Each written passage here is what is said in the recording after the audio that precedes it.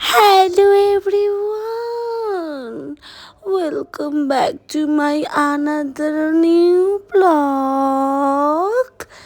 আজকে সন্ধ্যেবেলায় গেছিলাম জুডিওতে, কারণ আমাদের এখানে জুডিওটা বেশ মাসখানিক আগেই ওপেন হয়েছে, কিন্তু আমি মাসখানিক আগে খুব বিধ্বস্ত ছিলাম, তো তাই আসতে পারিনি।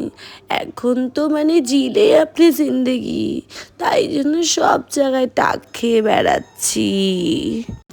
ওখানে শপিং করার পরে মনে হচ্ছিল পেটটা একটু গুড়গুড় গুড়গুড় করছে, তাই চলে এসেছিলাম একটু পিৎজা হান্দাইতে।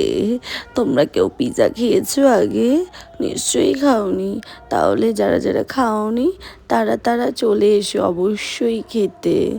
আমি তো ভীষণই ভালোবাসি খেতে। আর এই দেখো, ওরা আমার জন্য একদম স্মল সাইজটাই ঠিক আছে, কারণ স্মলে 4টে থাকে স্লাইস, 4টেই খেয়ে একদম মানে পেটটা ভরপুর করে ফেলেছিলাম আমরা, কারণ এরপরেও অনেক ডিউটি আছে আমাদের।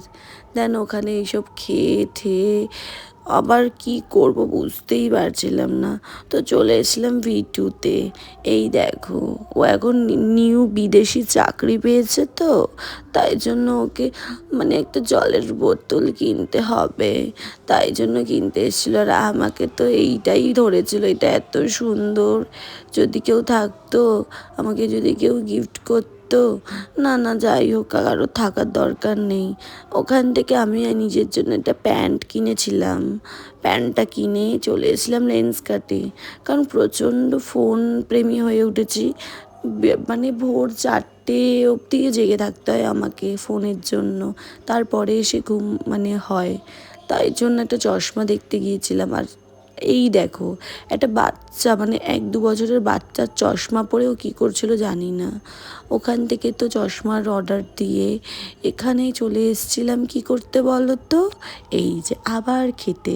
কিন্তু বিশ্বাস করো, এখানে এসে কফিটা এত জঘন্যা ছিল, মানে আমি কিচ্ছু খাইনি। এই কফিটা খাওয়ার পরে মনে হয়েছিল না ভাই, এইটা যখন এত জঘন্যা, আর কিচ্ছু খাওয়া যাবে না। ওখান থেকে QFC থেকেই টুকটাক খেয়েছিলাম আমরা, মানে 2টো বার্গার খেয়েছিলাম, সেটার কোনো ক্লিপ নেই। তো আজকের মতো এইটুকুই ব্লগটা। কেমন লেগেছে? বাই।